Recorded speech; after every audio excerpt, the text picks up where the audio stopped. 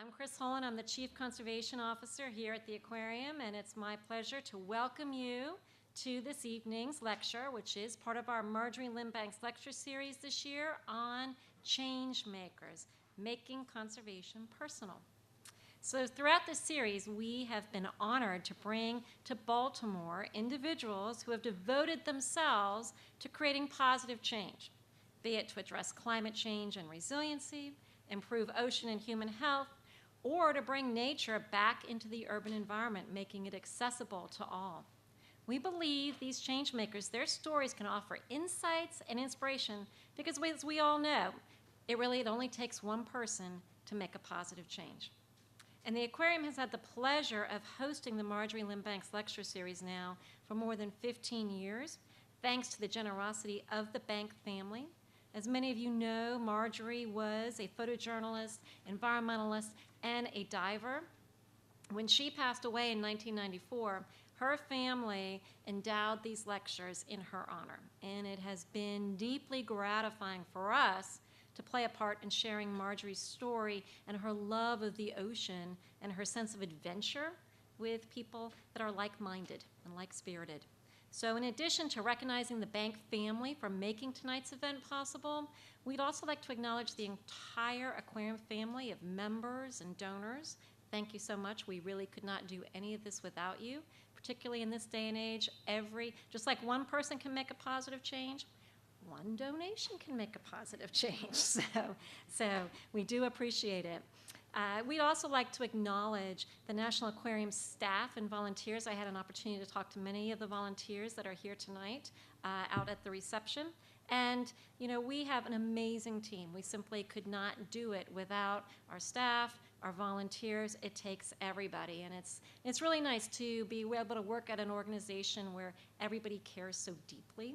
So I've been really honored with that. Our flow for the evening is we're going to hear from David Helvarg, and then we're going to have some questions and answers, a dialogue. So many of you submitted questions via the online portal, but for those of you who did not, there are cards for you to write your questions down, and we'll be collecting them, and we'll have a moderated discussion at the end, and then we will follow with a book signing.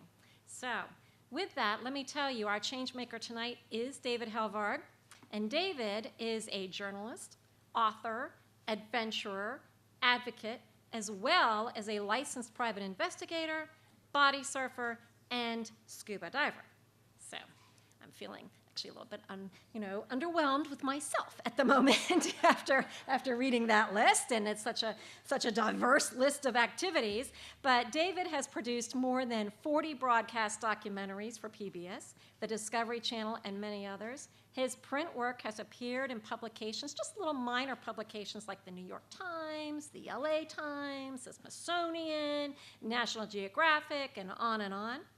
Early in his career, he worked as a war correspondent in Northern Ireland and Central America, covering a range of issues from military science to the AIDS epidemic, and he has reported from every continent, including Antarctica. So he has also led workshops for journalists in Poland, Turkey, Tunisia, DC. I mean, it just goes on and on. I mean, you're a true adventurer.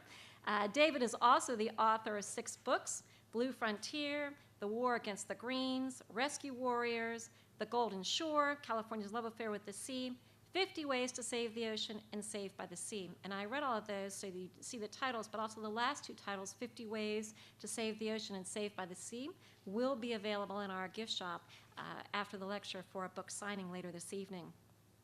David he founded and is the executive director of Blue Frontier, which is an ocean conservation and policy group.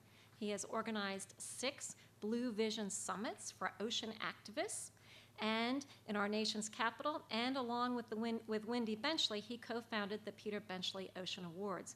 I mean, civic engagement and really motivating and moving people is one of David's specialties. He consistently channels his love for the sea into organizing a blue wave of actions towards ocean solutions. His latest mission that you will hear about is to create the March for the Ocean. Many of you have on March for the Ocean shirts, and that will be the weekend. It'll be on Saturday, June 9th for World Oceans Day. So we're very excited about that. So we're going to ask David to come up And before he does his speech, I will say this, that the other thing we learned about David today is that today is David's birthday. So we thought we would give him some applause and do something a little bit different. We're going to make you sing happy birthday to David. And let me tell you, I'm a terrible singer, so I would strongly suggest that you sing. So Maggie, lead us off. Happy birthday to you. Happy birthday to you. Happy birthday, dear David. Happy birthday to you. Well, that's very sweet. I'm honored to be a year older. After what Chris said, I really have nothing more to add, so thank you. No, I mean, I'm actually honored to be here at the Aquarium for a number of reasons. You know, when I was growing up, I used to go to the New York Aquarium back when most aquariums were kind of mid-security fish jails. And nowadays, they sort of changed the mission to much more conservation orientation. And the National Aquarium here, along with the Monterey Bay Aquarium, the South Carolina Aquarium, and others have also joined in the March for the Ocean. We've got about 120 groups. I called the local head of the Baltimore, D.C. chapter of Sea Shepherd, who said, well, you know, we don't like aquariums. I go, well, you'd like this one, you know. My friend John, who founded it, is like doing a campaign to basically move the legacy dolphins out of the aquarium and create a sanctuary in the Florida Keys somewhere where eventually all the marine mammals, the dolphins from various aquariums could move there.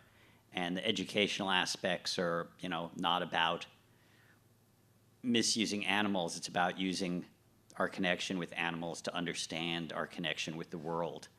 Maggie asked me to personalize it. I grew up, my journey back to the oceans like a lot of people's. I mean, I grew up on Long Island Sound. My partner, Ann, was, you know, petting her first horseshoe crabs up in the petting tank today. I grew up on Long Island Sound, and, you know, when I was a kid, we sort of came to our awareness, you know, in the muddy waters of the Sound, and it was full of horseshoe crabs. And in our boys' culture, some of us young kids, we'd pull them up by their spiky tails and then skip them across the water and watch them swim back to the bottom. Whereas then there were the older kids who were called greasers, and they would actually take them and create rock corrals and smash the horseshoe crabs. And so one day, by dint of numbers, we drove off the greasers and we rescued the hostages. We're putting them back in the water, and this older eel fisherman came over to us and says, you boys did good. You know, you have to defend the critters that can't defend themselves. And in preparing her video for our upcoming March for the Ocean, Sylvia Earle said something similar, that we have to be the voices for those who can't speak for themselves, and not just the turtles and not just the whales, but also those of us who aren't born yet, who have to be heard and have to be given something back. So, you know, I used to bug my mom to take us to Jones Beach, and, you know, and yet I was still sort of feeling as a kid that I was maybe born a generation too soon. You know, I'd look up at the stars and think it was like too soon to explore other alien worlds. And then when I was 15, for my sister's 18th birthday, my mom took us down to Key West in Florida. And it was a different time and a different culture. It was old Key West. We like went to the dinner at the Corrals, which is a restaurant that you still had the big sea turtles, and had, you know, she ordered sea turtle soup and she let me have a sip of vodka. And I sort of made a grimace, and she turned to my sister and says, "Does he make faces like that when you smoke pot?" We were shocked. But, you know, we also got out on a glass bottom boat, and then I got a mask and a snorkel, and I went off the seawall, and there's like living rock, you know, multicolored coral, and my first shoaling fish, and a small hammerhead and sea turtle, and realizing this whole alien world right off the shore where we live. And that kind of turned me around, and I you know, when I was younger even than that, when I was a kid, I'd watch Sea Hunt and think I'd grow up and be a frogman and save American dolphins, and then I thought I'd be an oceanographer, and then I got distracted by the moments and movements of my youth and became an activist, and then decided that, you know, when I when I realized around 21 that we weren't going to have urban guerrilla warfare in America, I went off to Northern Ireland to see what it looked like. And I got press credentials, and I quickly realized the old axiom in war truth's the first casualty, that my sympathies didn't matter. Everybody, the IRA, the Protestants, the British, were not only willing but delighted to lie to me. And so I had to become an investigative reporter and look at incidents and start to do the work that made me realize that my loyalty primarily at this point had shifted to the public's right to know. And so for the next 30 years, I sort of got in the schizophrenic state where I'd go off to cover wars and epidemics and politics in order to both inform and educate the public to be more empowered, but also to go home and go body surfing, diving. And eventually, I got to the point where I'd written my first book, and then I, got to write my first ocean book at a time that I just had a major loss in my life. I didn't know what to do next. This is when I got a call out of the blue from Ralph Nader, who'd read the last chapters called The Seaweed Rebellion. Seaweed is, to me, is the marine grassroots. And I was thinking, I'd go back. This was also when George Bush was ginning up to invade Iraq. I don't know if we've started bombing Syria yet this evening, but I thought I'd go back to war reporting. I knew it was a good antidote to depression. But then I thought about it, and I thought, we're always going to have wars. We may not always have those coral reefs. When I was 15 and first fell in love with the reefs in Florida, it was over 90% live coral cover. In the blink of an eye in which I've led my life, it's less than 10% live coral cover. In the last 4 years, half the world's corals have bleached as a result of global warming and climate disruption. So we moved into a crisis state, and I decided now 15 years ago that this was the new war. This was the existential threat, what's happening to our ocean and climate systems and how they're linked. And if we're going to have living corals and marine wildlife and kelp forests, that we all have to do something about it. Plus, I'd inherited the cat, and I didn't know what to do with the cat if I went off to war. So my former cat, who didn't even like getting her paws wet, sort of brought me back to the ocean. And then we've been working, and I think fairly effectively, so that, and of course we're facing these cascading disasters. When I talk about existential threats, at the moment they're both environmental and political. I mean, in the ocean we're facing these cascading disasters of industrial overfishing for the global seafood market, so that, we've lost 90% of the really large pelagic ocean-going fish. You're not going to get black marlin like Hemingway used to catch off Cuba, because we've taken so many of the big fish that the genetic propensity is towards growing smaller fish. I was just in Cuba a month ago. My friend Manny said, I got to take my friend said, best snorkeling in the Caribbean. And we go 3 hours east from Havana, and we saw a lot of the damage from Hurricane Irma. We went down to a place called Puerto Escondido, and it's Cuban summer there. It's, kind of cinder block houses with tin roofs. All the roofs were off. They pay $1 a day. They bring their families there for the summer. And there's this beautiful crystalline cove. We went into it, and it's all dead rock. All the coral was knocked over from Irma, and the hot water had just turned, these living reefs into algae. And I went back out, and Manny left after 5 minutes. He said, you should have been here 2 years ago. So many fish, so beautiful. We're in a disaster in the moment. And my friend, who, used to be an editor at the Wall Street Journal, said the problem with environmental stories, they don't break, they ooze. But right now, the systems are breaking. So you've got industrial overfishing, you have oil, chemical, plastic, and nutrient pollution that's creating massive, over 500 major dead zones in coastal oceans. You have the loss of the habitat we need for restoration, the tearing down of the mangroves and the coastal habitats that are essential for bringing life back. And on top of all that, fossil fuel-fired climate disruption, which is, warming oceans, melting glaciers, acidifying, changing the basic chemistry of the ocean. I mean, I've been covering climate change since I interviewed Roger Revelle in the 1980s, and he told me about how they'd first identified the growing industrial carbon dioxide in the atmosphere from experiments they carried out in Hawaii in the late 1950s. And it was as recently as 10, 15 years ago, the climatologists couldn't figure out why, given their computer models, why the atmosphere wasn't warming even more rapidly. And then they realized that the ocean was taking in, the ocean that's the driver of climate and weather and gives us, our rains. And it was also absorbing, it was buffering about a third of all this anthropogenic human-generated carbon dioxide, turning that carbon dioxide into carbonic acid, which shifts, makes the basic sea to slightly more acidic. And that small shift is still tremendous in terms of limiting the capacity of shell-forming critters from certain planktons to clams, to oysters, to coral reefs, limiting their ability to take calcium carbonate out of the seawater around them to build their skeletal homes. And so we're seeing these tremendous shifts in relatively real time. I mean, all these shifts. 20 years ago, 10 years ago, scientists were telling me that, climate change is real, but you can't, and we understand the trend lines, but you can't attribute any single extreme weather event to climate change. The science is much more resolved today, where there are two papers that say, you look at last year's hurricane season, Harvey, Irma, Maria, $306 billion of damage, the most damage from extreme weather in the history of the United States, 2/3 of that from those storms.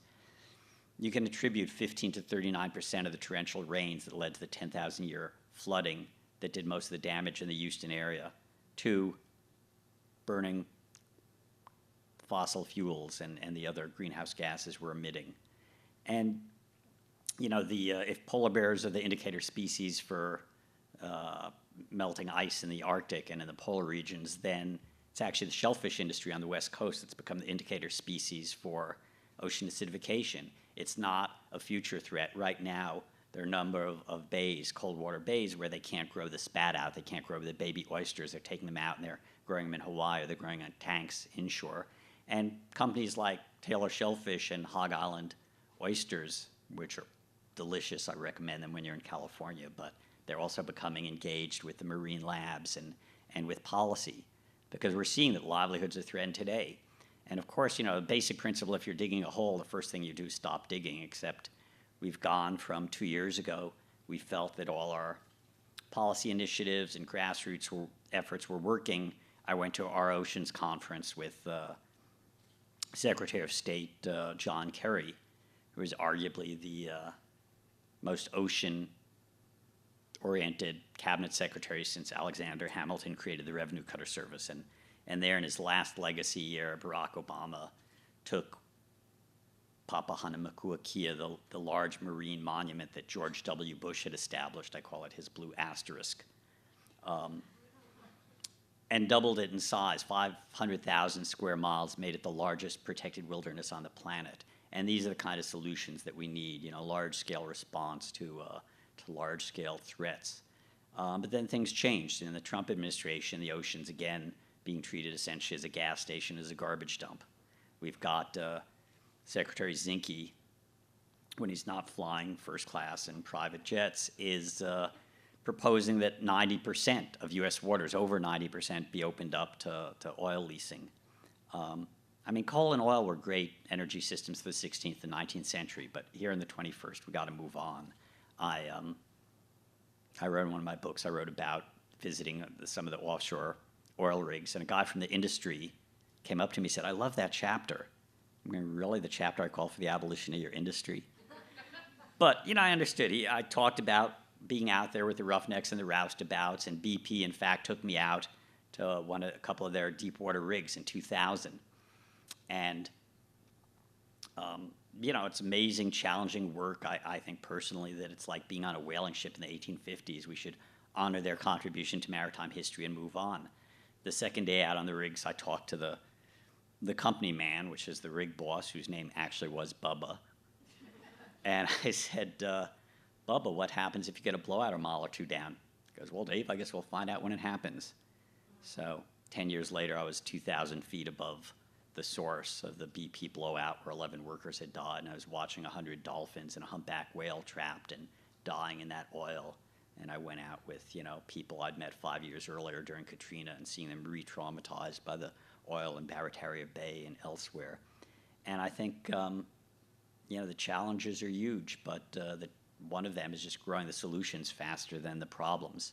So my last book, probably my most hopeful, is called The Golden Shore, California's Love Affair with the Sea, because we always look for solutions at scale. In California, we've got 40 million people, the world's 6th largest economy. We do pretty good by our ocean. And I think part of that is Californians have this sense of entitlement to, and the access and to their beach and their ocean. And we have a diversity of blue interest because you have the Navy there and the ports and the surfers and the scientists and the beach walkers. It's like family arguments. They're very intense, but they tend to come out with good endpoints. And where you see coastal oceans decline, it's in places like Louisiana as a coastal colony of big oil, or Florida, where big ag and developers pretty much call the shots ever since the modern history of Florida, starting with speculators selling swamplands to ready buyers in the 1920s. And the developers have been in charge. Even New England, politicians still think the fishermen own the ocean. And as a result, there are very few, if any, cod left off Cape Cod. It's where we have a sense of ownership that things change. And you look at places where we've turned our back on our waters, on our rivers, on our estuaries, on our coastal seas, they decline. It's another reason I like places like the Boston Aquarium and the Baltimore Aquarium and the Aquarium of the Pacific in Long Beach, is because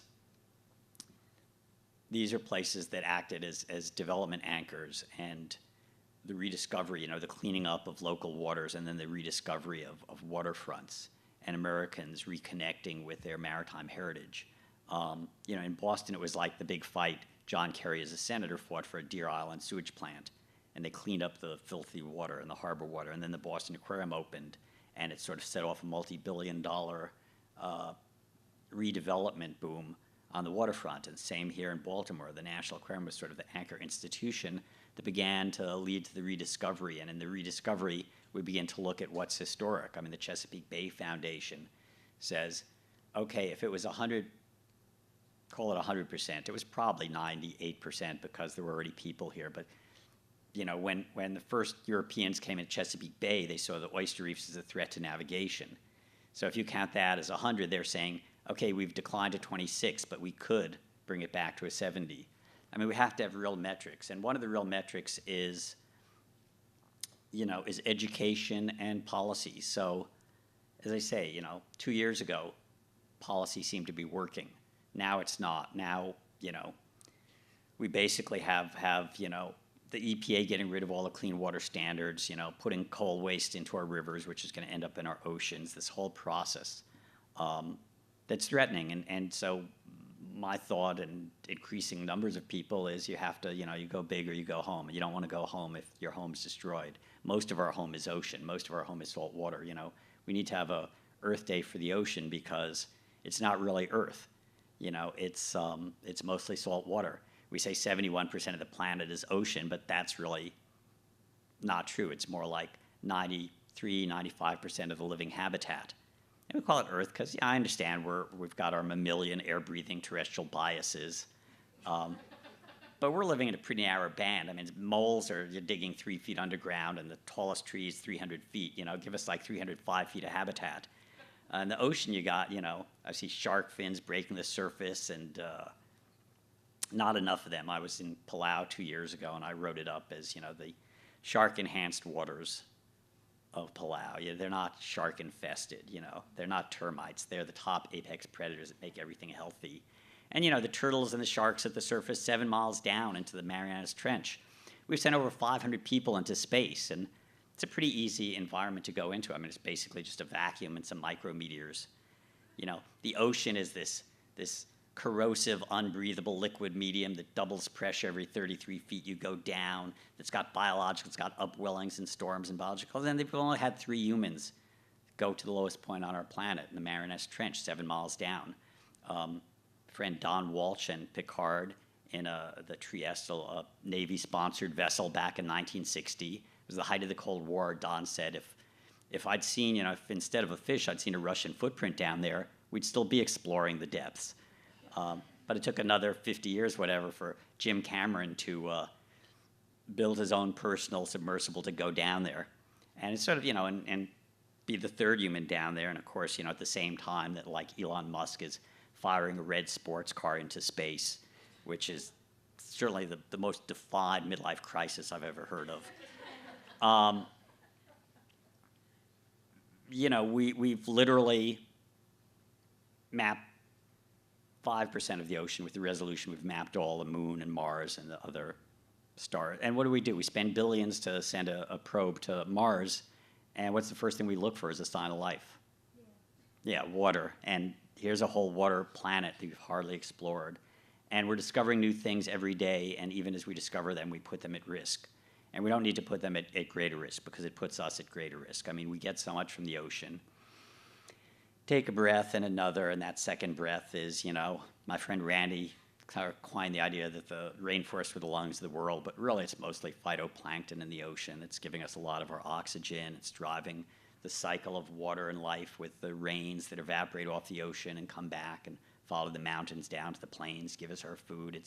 It's recreation, it's transportation, it's trade, it's potential clean energy, just that sense of awe and wonder, when you face out in something larger than yourself, remembering or seeing a kid 5 or 10 years old, and a 5-year-old kid goes out and someone gets knocked over by a wave at the beach. Parents are supposed to watch, but you turn your head and comes up sputtering and looking out, realizing you're part of something larger than yourself.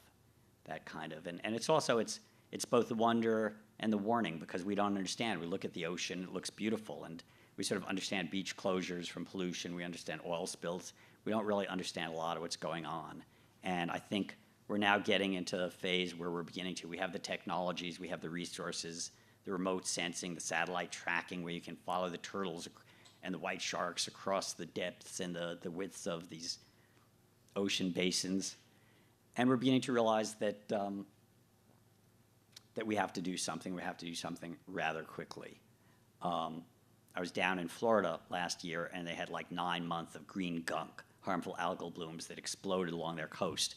And I was in Perry, Florida, and they were saying, Stewart, Florida, sorry, they were saying they knew when the green gunk would go away, because the Army Corps of Engineers had announced they were going to shut the releases from Lake Okeechobee in November. And everybody knew it was the agricultural runoff from big citrus and big sugar that was creating these. And after I spoke, this woman came up. She said, "I'm third generation running a family motel on the Indian River." She said, "Just in July, we lost $15,000 of business because nobody wants to go spend their holiday at a stinking green slime infested marina." And this is the real economy we already have. We have a healthy blue economy. We don't need to risk it by opening up everything to offshore drilling.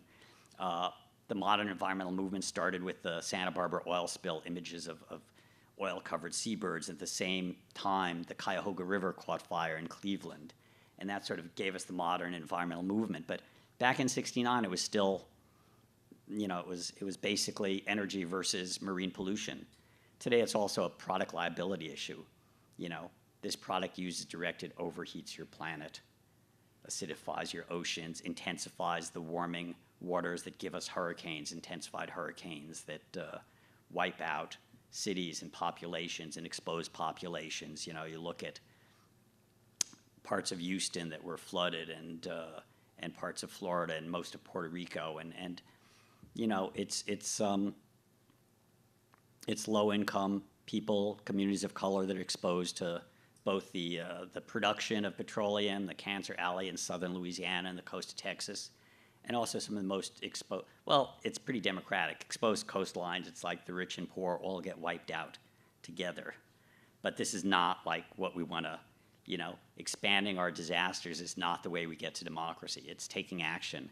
And so we're taking action on June 9th. We're having a March for the Ocean. We're going to mobilize thousands and tens of thousands of people who, as I said, get so much from the ocean, and we're starting to prepare to give something back. And the three basic, issues are no offshore oil. It's time to transition to clean energy. No more plastic in the ocean. No more plastic in the world, except for great for bathtub liners and Kevlar vests. But we don't need single-use disposable plastic. And we need resilient coast. We need to start investing in, if you talk $1 trillion of infrastructure, make $100 billion in living infrastructure, protect our our dunes and our salt marshes. And I was just down in South Carolina, very conservative red state, but some of those beautiful salt marshes with, these healthy living oyster reefs and seeing bald eagles and pods of dolphins. And everybody, very conservative state, but it's not a partisan issue. It's everybody's against the offshore drilling. And maybe our best organizer for the march is Ryan Zinke, who's our Secretary of Interior, who's proposed all this drilling, because I just figure if you're going to be bad, be awful. And if you're going to be awful, don't know the law. So you can't do favors for your friends. Once you've declared you're going to drill Florida, you can't say, except for our friend who we want to run for Senate. So people are mobilizing. I want to show, and of course it's going to be, the only way it succeeds is being linked, being, diverse and youthful. That was our last summit, was more that way. If you want to show this one video that some of our volunteers, Heirs for the Ocean, prepared. As I say, we're hoping that this will be both the next wave of resistance, like we say, the ocean is rising, but so are we, and at the same time, Earth Day for the ocean, because it deserves it.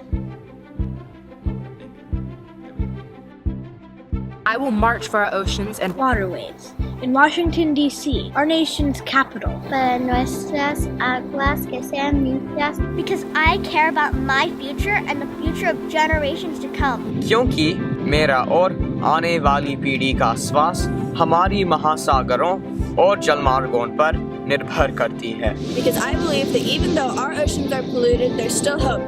क्योंकि महासागरों का श्वास लोगों के श्वास पर असर करता है. Porque yo veo que hay basura en el océano y no queremos que los patos y animales lo comen. The health of our planet, for our generation, needs policies in place to protect our water.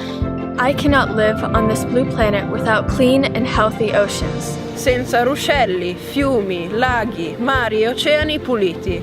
Fresh, salt, or brackish, join us in being unstoppable. Because our nation's leaders need to make decisions that protect the oceans and that protect us. On June 9th, on Capitol Hill, be with us. Unete a nosotros. हमारे साथ चलो. Be with us. 请跟着我们 Yangolo Banga. Join us! March with us!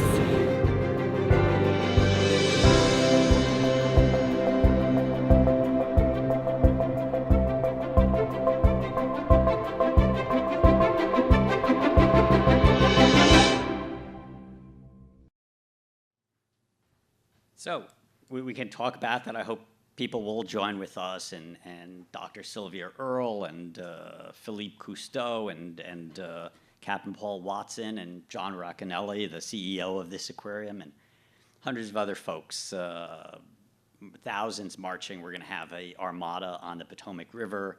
We're going to march past the White House to the Washington Monument, where we're going to have a rally, and it's going to be, the beginning, not the end of anything. It's not the culmination. It's like the kids said with the March for Lives. We want to change policy, and we want to change the tide, and we're going to.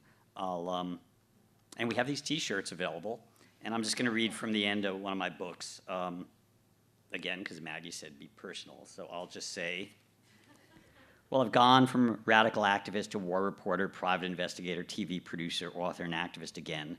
I do so with a more sober assessment than when I was young, running wild in the streets, chanting power to the people, a slogan recently appropriated for a battery-powered Oral-B toothbrush ad. Today, I don't really expect a revolution in either politics or consciousness to radically alter the cascading ecological collapse of our ocean planet. I do, however, note a rising line of ecological mindfulness, approaching the declining plane of biological diversity on our water wheel world, and where that X crosses will tell us how much is left to save and restore if we can.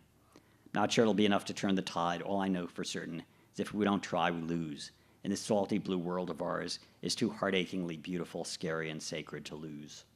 If you don't believe me, join the space program, travel out into the cosmos, and look back from the heavens. It's not God's green earth. It's God's blue marble. So help us defend it on June 9th. Thank you.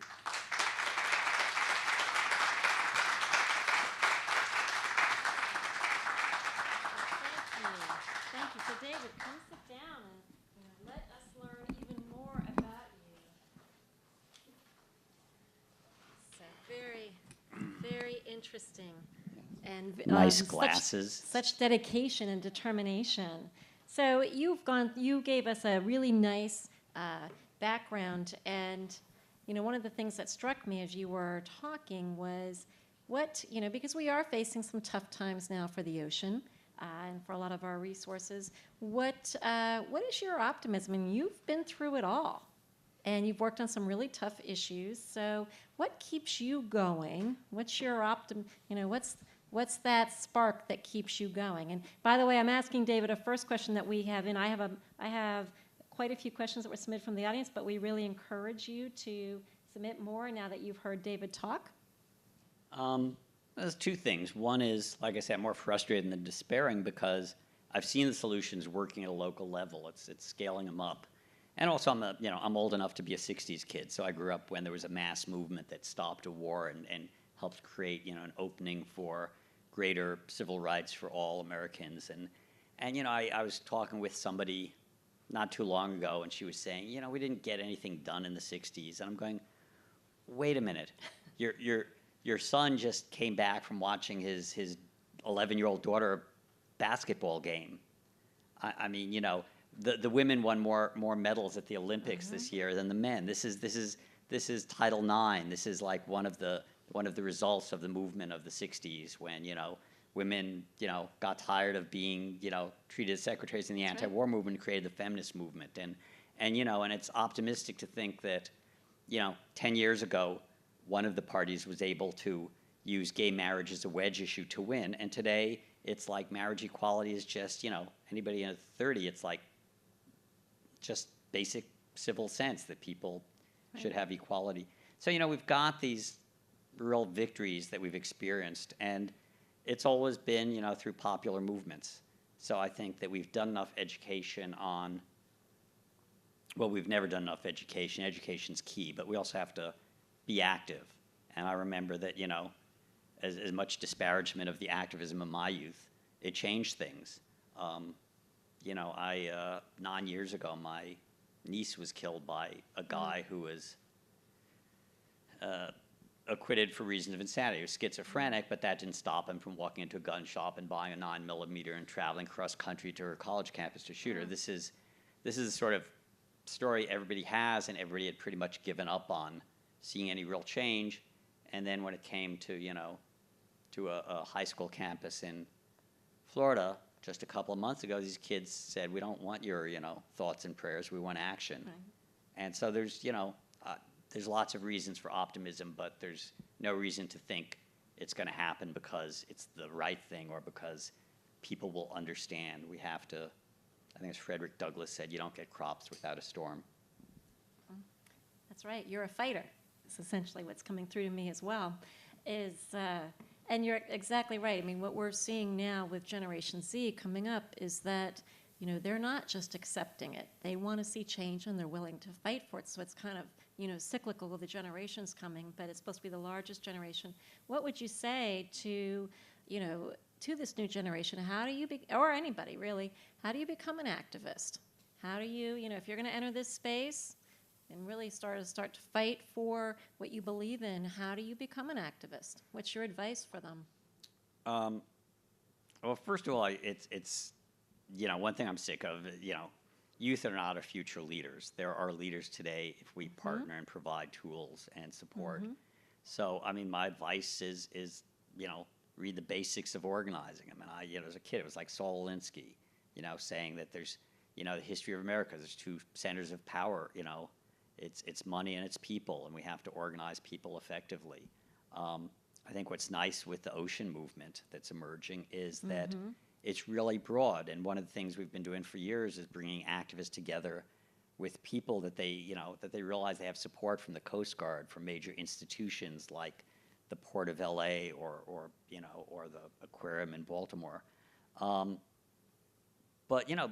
the basics haven't changed. Whether you're phone banking, whether you're putting up flyers on your college bulletin board or sharing flyers on Instagram, it's still about outreach. It's still about, that one-to-one connection. And it's still about passion, people acting from their hearts. And there's so many people who really love the ocean for different reasons. They make their livelihoods on it.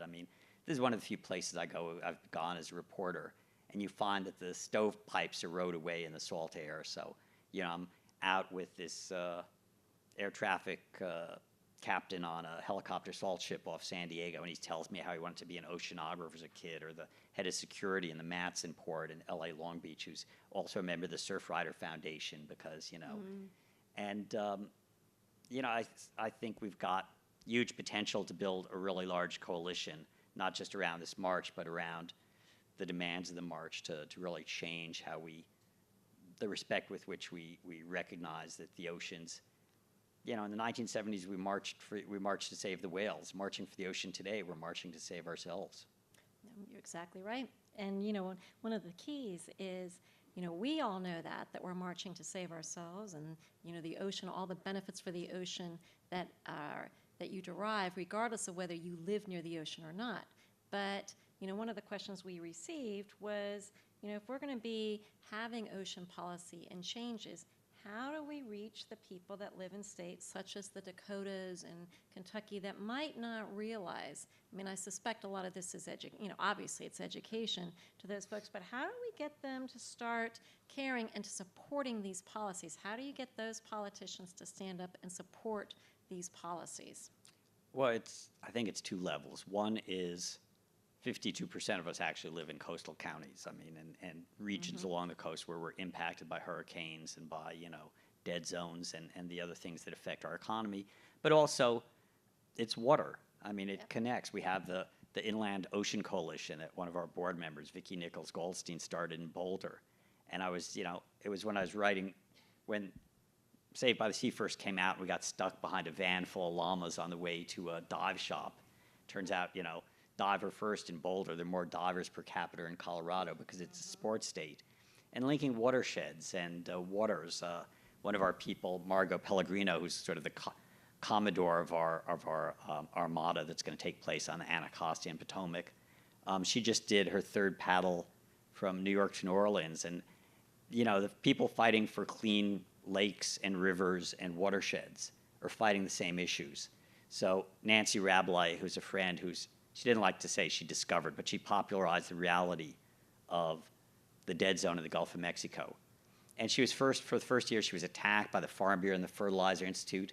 But whenever they invited her to speak, she'd go inland and she'd talk in Iowa and Indiana, where they put 140 pounds of synthetic fertilizer for every every acre of corn or soy they grow. And eventually, they had trips with farmers from Iowa, which has some of the most polluted groundwater and drinking water. So the towns in Iowa are suing some of the chemical companies. And those farmers went downriver and got on board shrimpers in the Gulf of Mexico and met the fishermen, the other people who were making their livelihoods.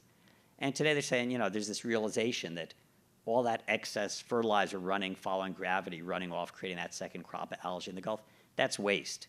And so we're reducing, by reducing the amount of fertilizer, by using GPS and satellite, the farmers both are helping fellow workers downstream, but they're also helping their pocket. But when I wrote 50 Ways to Save the Ocean, the thing that really was nice coming out of it is realizing that the things you do to save the ocean also help you, in terms of your pocketbook, your health, just your sense of well-being, our choices that we make in terms of transportation, energy, food, they save us money or they save our lives.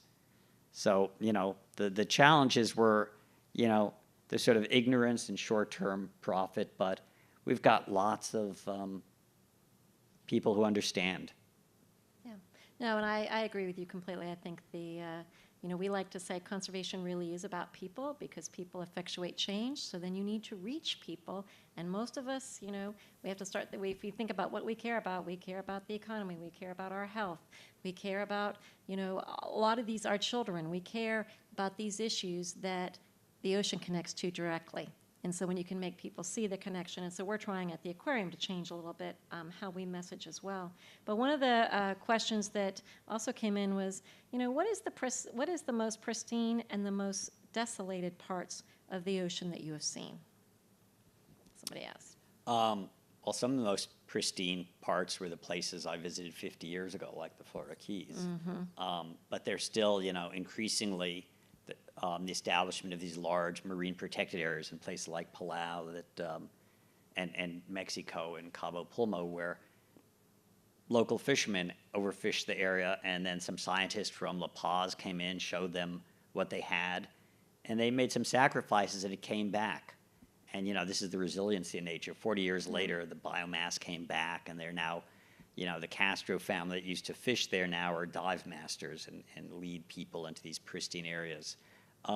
Even places, Hilo Bay and Baltimore Harbor and Boston Harbor are coming back. And, we're seeing, I was just in Tampa, and the seagrasses in Tampa Bay are what they haven't been since the 1950s. It's amazing what a little effort can do in terms of restorations.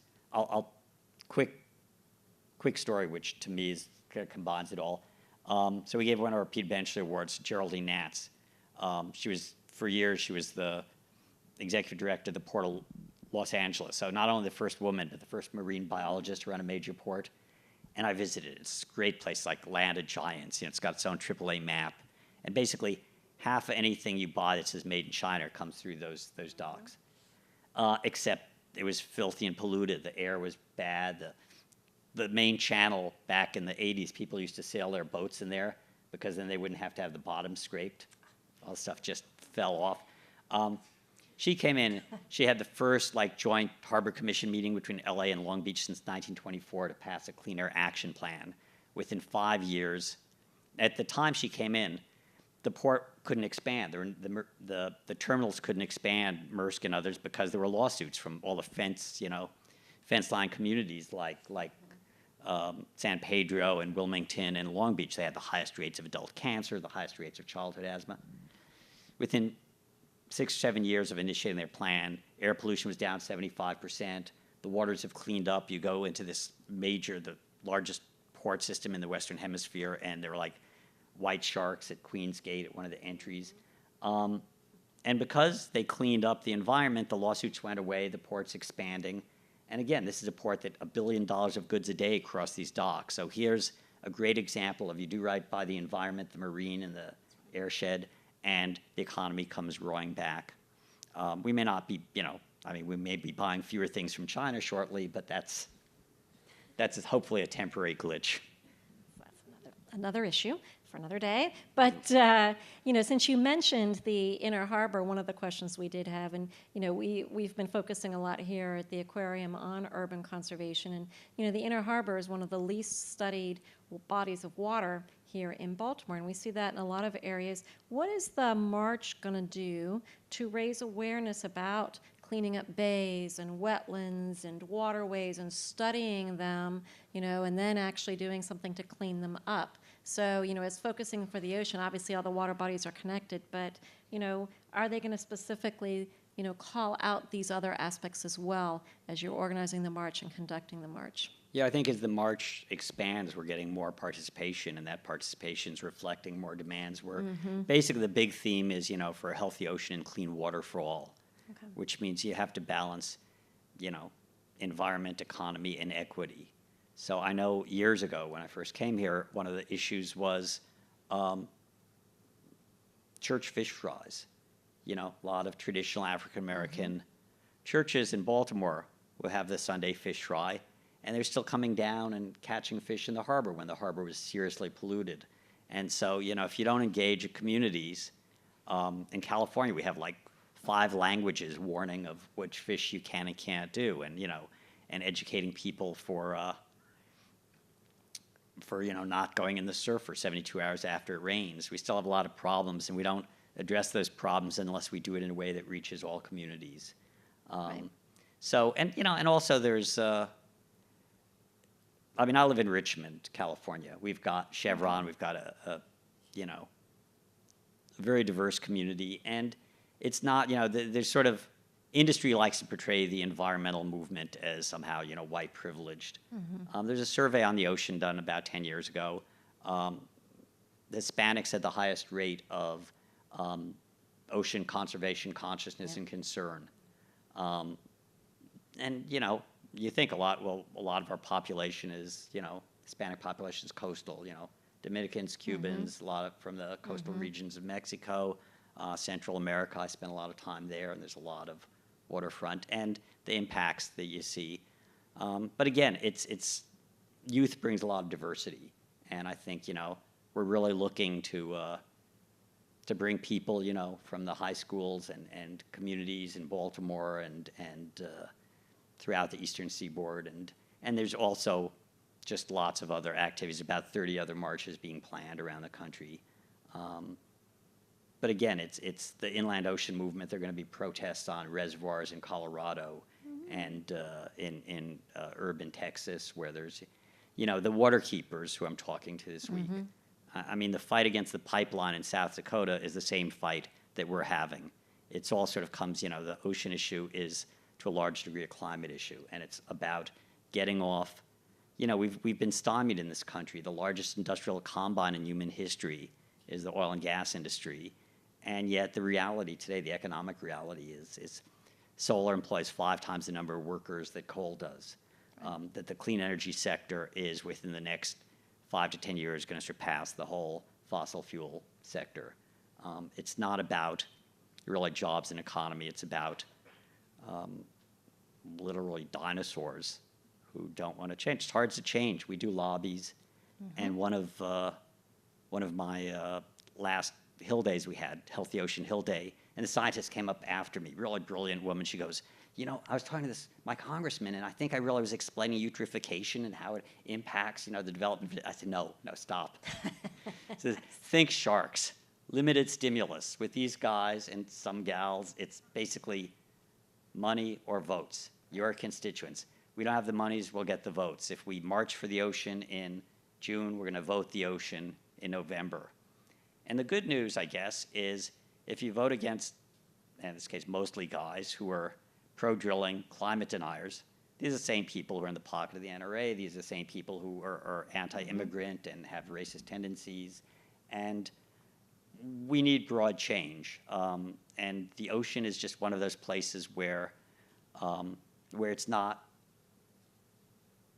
really so much partisan. Everybody kind of, Ralph Nader is going to be at the march, was talking about the left-right alliance. When people in South Carolina says, come out, when you go to the beach with your family, you don't think, well, it's polluted, but I don't care because I'm anti-regulatory. It's like, this is what you want to protect. And when people, when they can't make it a partisan divide, the politicians and the money behind them, they can't game it, they don't know what to do. And that's my hope, is that we're going to just mobilize such a broad coalition that they won't know what to do. And if they don't know what to do and they don't do the right thing, then we change with the next election. We still have that option. Right. So really one of the outcomes besides raising the relevance of the ocean is to, is to give the ocean, as you started out with, give the ocean a voice, but also to make sure that politicians understand that people are going to start voting based upon these issues. Would you say that that's sort of a stated outcome of the march? Absolutely, to understand that there's a real constituency and a political constituency that people, years ago, Sam Farr, who retired from Congress in California, told me from my book, he says, California is the only state where you can get elected or lose your job based on your position on offshore oil and coastal protection. Well, I think after this march, people are going to understand that the same applies to Virginia and the Carolinas and Massachusetts and lots of other states, and even in places like Colorado, people understand the connection between their water and their water quality and what's going on at a national, global level. So that's the hope. I mean, Thoreau once said, "Who hears the fishes when they cry?" I mean, not just Sylvia Earle anymore. Lots of people. And my favorite is Isaac Dinesen. I started a group called Writers for the Sea, and Isaac Dinesen once wrote, "The cure for anything is salt water. Sweat, tears, or the sea." That's very nicely said. With another aspect of the March for the Ocean is, can you tell us some of the constituencies that have joined on already, besides obviously the National Aquarium? What other? I mean, along with increasingly almost all the major national environmental groups, the Sierra Club, the NRDC, the Ocean Conservancy, the World Wildlife Federation, the National Wildlife Federation, lots of local groups, and also lots of diverse groups like Patty, the Professional Association of Dive Instructors, and Dan, and the Pacific Coast Federation of Fishermen's associations, commercial fishermen, and like Campeche Farms, which is that's excellent. aquaculture, Lush Cosmetics, just because they're a progressive corporation, I think, and you know we keep expanding, and it's about 120 organizations to date. The aquariums, yours in the Monterey Bay and the South Carolina, and like I say, are becoming centers of conservation. But it's fishermen, it's scientists, it's explorers, it's businesses that understand that that a healthy economy means a healthy coastal economy, and people who like water, you know. That's right. Well, I would encourage you to, when you said Lush Cosmetics, I have a 13-year-old daughter who now, I mean, she might come anyways, I would hope, but when I say Lush Cosmetics, that would so resonate, David. That would so resonate with her. But I mean, the more industries that, again, people might use and not necessarily connect to the ocean right away would be a very good motivating force. So that's great. We're trying to reach out to more companies, and we're trying to reach out to more name musicians. So we're, anybody who knows like Sting, or better yet, Frank Ocean. I think Frank Ocean would be very appropriate here. But it's 2 months ago, and suddenly people are like paying attention, and I'm hopeful that everybody here goes to www.marchfortheocean.org and signs up. And Jamie, who's our national outreach director, is there, and we're happy to talk more about it. We're having our national youth call this Wednesday, and our DC organizing. We've got also local groups in DC, like the Environmental Conservation Corps. Oh, absolutely. Which is, local kids. It's been there 25 years, young African-American teens who started working to protect the bald eagles that settled along the Anacostia when it was just the filthiest river in America. And they sort of identified endangered species. There was a film called Endangered Species about, and identifying with the water, like, same in my town of Richmond. I mean, we're very diverse, predominantly low-income community, but we bring our high school kids out to Point Melati, which is this headlands we've been fighting. They wanted to build a mega casino there. It's 420 acres. It's lush and beautiful. And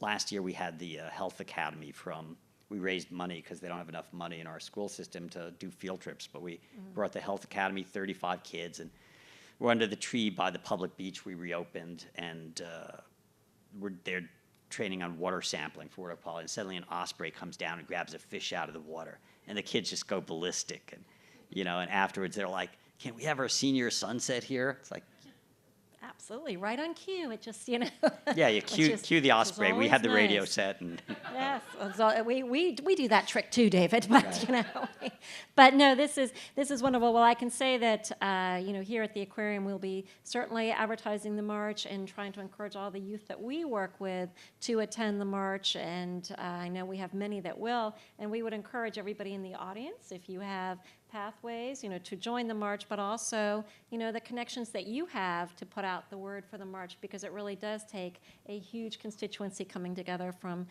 all angles to really make the difference. So this has been really very inspiring, David. I mean, I wrote down something that you said when you were speaking about being, in some of the war areas, and you said, and then when you talked about being in Cuba, and you said, with the coral reefs, we're in a disaster in the moment. And I thought, this kind of defines, you're really going and fighting and trying to stop disasters as they're occurring.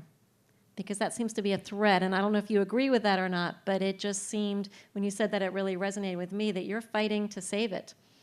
Yeah, I think most of my life I've been a witness to disaster, and I'm trying, at a certain point, it's not enough to educate the public. You have to try and mobilize the public, because change is possible, but the window's closing. That's right. Well, we really commend you, and thank you. And thank you, because it's your birthday, too, to be spending it with us and to taking the time. So thank you very much. Thank you all.